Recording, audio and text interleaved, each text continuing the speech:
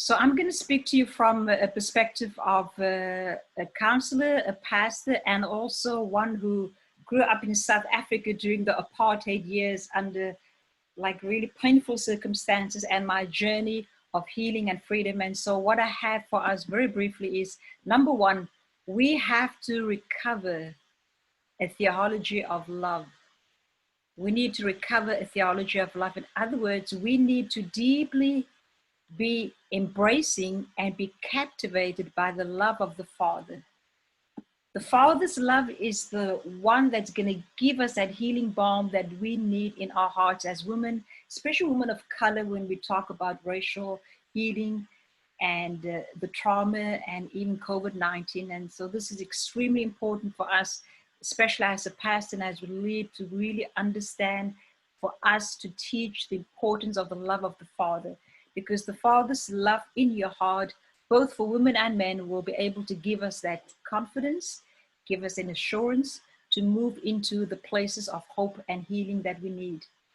We're living in a fatherless society, and often the fact that we are still having the conversation about race 2020 or just the injustice is really a sign of the brokenness that we have as in the human race when it comes to fathers. The second part that I really want to just point that I have is we need to reclaim our unique role as women, because we will have to be and are and will have to rise to another level of being change agents. So you are an agent of change, and we are people who will have to take the baton and stand in our place and move forward and become the healing balm, and become the change that we would like to see. I like the idea, very briefly, Caleb, Numbers 13 verses 30, you can read that. But Caleb talked about, he interrupted the conversation that Moses had with the people because they believed that they could not get the inheritance. God gave them a future.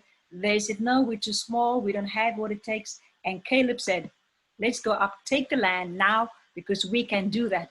In other words, it's only when we understand, like we talked about, our uniqueness, our identity, who we are, and what God has called us to be, that we can fight for our future. And part of moving forward, the shift that we need to make is for us, we have to really fight for the future and for the future generations. And we'll come out of that place of love, out of that place of healing, out of that place of reclaiming our role as change agents.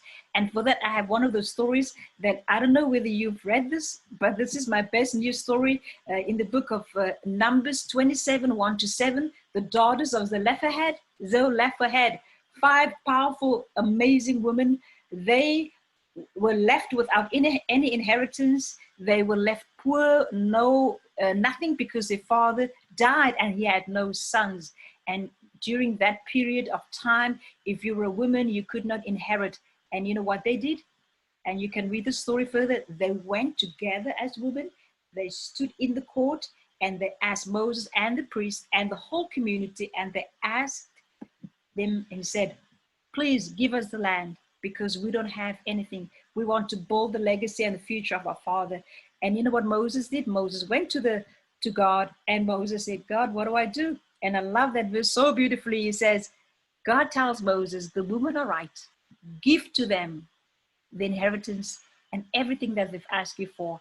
And so this is powerful for me, because we as women will have to fight. We will have to enter rooms and spaces that were not available for us before. We may have to break down a few doors and just push through and not settle for anything less than what God has called us to be. So it's a place of really moving into a new boldness, new courage, because we cannot at this moment continue to settle and not fight for the future that God has for us.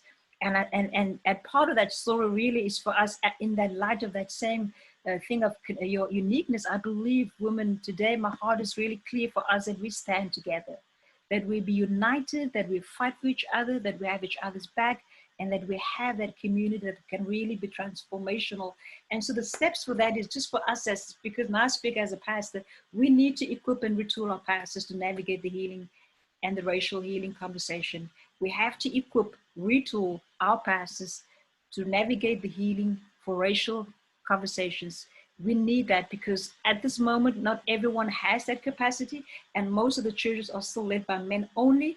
Some of us have women and men, but we really need to be able to equip that. And we need to commit, each one of us. I'm encouraging you as women, for myself, if you don't have a counselor, find one person, find a counselor, find a coach, because we need to understand that trauma and our pain, our story can sabotage the very future that God has for us. And so that also causes us to think little and to give us a different view of who God is. So the healing journey, the internal narrative is extremely important for our freedom and for our future and for the future generations. As churches, we will have to create new communities and new spaces where we can talk. And we also need to, my other point, my last point was actually, we need to reframe the message of the gospel. We need to reframe the message of the gospel. In other words, the message of the gospel is not just about my salvation, but it's about my healing. It's about justice. It's about healing for trauma, all of those things that we have been talking about all day long. And the reason why we're having this conversation, because of the cyclic effect of trauma and the pain in our own hearts. We don't talk about that. I never had this when I grew up. So the gospel is a full gospel. This is the message of Jesus, because without that reframing, we're going to limp and we're going to teach people a half a gospel. And so those are my points that I want us to remember. Recover the heart of God, his Father heart.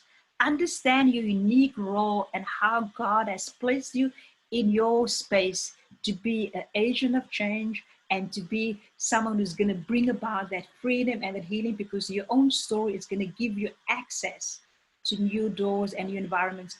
Break down the walls, break down the doors, open and go into spaces that we were always invited to, and then reframe the message of the gospel so that we can be a church that can be alive, and the people out there marching and crying out, is Jesus interested in my story? Yes, he is. We just need to message it differently.